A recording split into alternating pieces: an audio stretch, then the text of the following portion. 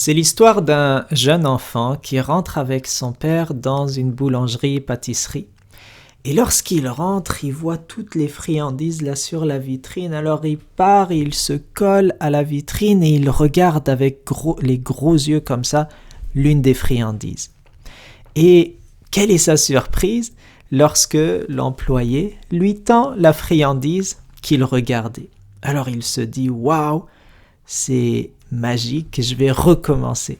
La prochaine fois, il entre avec son père dans la boulangerie, il se dépêche vers la vitrine, il regarde des gros yeux une friandise qui le tente. J'espère d'ailleurs que je ne suis pas en train de vous tenter avec ce sujet-là en plein ramadan. Et quelle fut sa surprise de nouveau de recevoir la friandise. Et ça se répète plusieurs fois, jusqu'au jour où ça ne fonctionne plus. Il s'est dépêché pourtant vers la vitrine, il a regardé avec les gros yeux l'une des friandises, mais il n'a rien reçu. Que s'est-il passé ?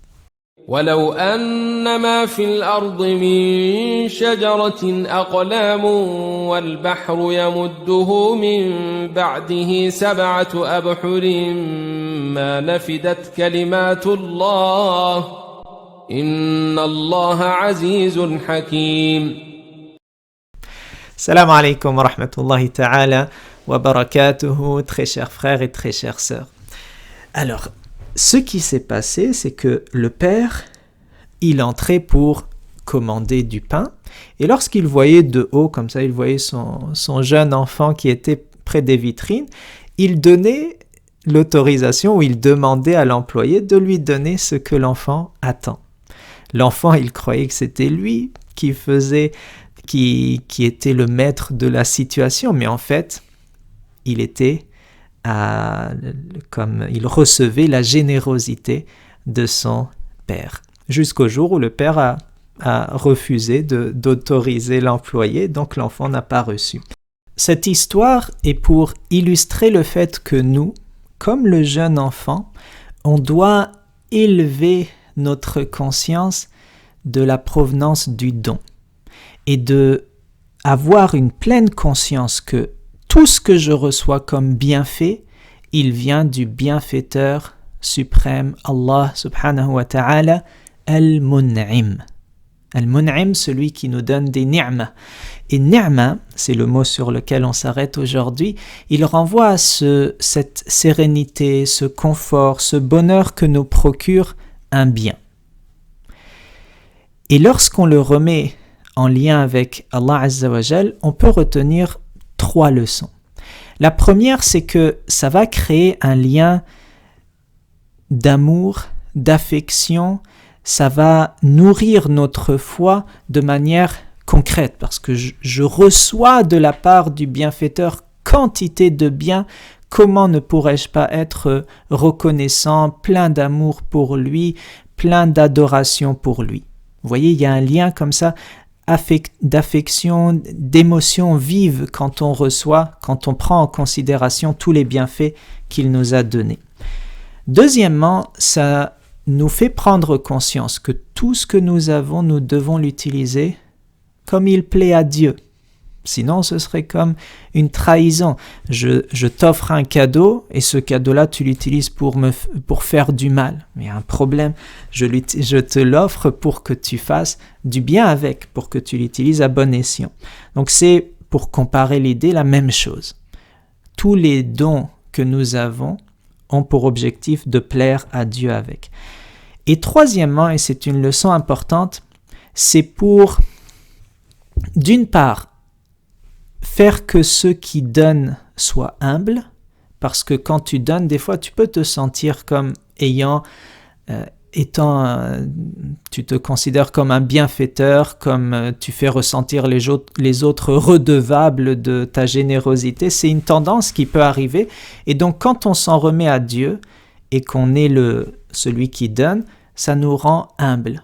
Finalement, ne me regarde pas moi qui donne, regarde celui qui m'a donné à moi aussi, qui est la source de toutes choses. Et en ce sens, on peut voir wa amma bi ni'mati rabbika fahaddith. C'est les ni'ma que j'ai, c'est de mon Seigneur. Et lorsque je donne, je connecte pas celui qui reçoit à moi, mais à notre Créateur. Et d'autre part, ça vient donner une forte estime de soi, ça vient donner une noblesse à celui qui reçoit. Parce que des fois, là aussi, quand on reçoit, des fois on peut se sentir comme étant inférieur ou on peut être blessé dans notre estime personnelle. Le fait de considérer que ça vient de Dieu, eh bien, nous permet de rehausser la tête. Et finalement, celui qui donne, bien sûr, je le remercie pour ce qu'il fait, mais il est en train aussi d'obéir à Dieu qui demande de redistribuer la richesse. Et donc, c'est Dieu que je considère avant toute chose et je ne me soumets à personne. Je ne laisse pas quelqu'un qui m'offre quelque chose après avoir un certain contrôle sur moi. Donc voilà, le lien avec le bienfaiteur, le fait d'utiliser les biens comme il faut et appelé à être humble celui qui donne et rehausser l'estime de celui qui reçoit. On clôture avec un passage de Sourate Ibrahim, au verset 32 à 34.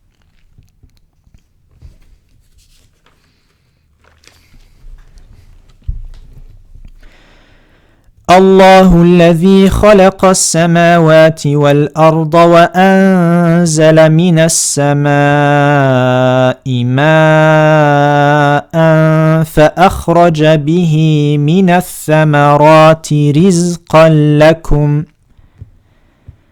وسخر لكم الفلك لتجري في البحر بأمره وسخر لكم الأنهار وسخر لكم الشمس والقمر دائبين وسخر لكم الليل والنهار وآتاكم من كل ما سألتموه وإن تعدوا نعمة الله لا تحصوها إن الإنسان لظلوم كفار صدق الله العظيم وبلغ رسوله الكريم